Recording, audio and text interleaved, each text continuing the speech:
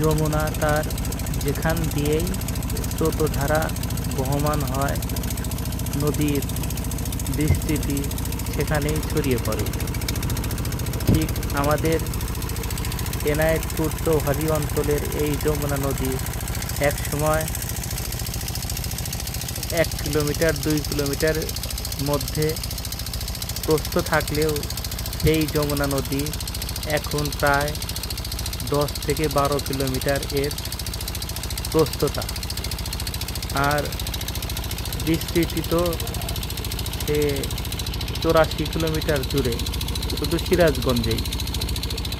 তো আমরা মাঝে মাঝেই যমুনা নদীকে অবলোকন করতে ছুটে যাই নৌকায় চেপে সেই দূরের চর দেখতে। এই সময়খানে আমরা যমুনার পুকুরে ভেসে থাকা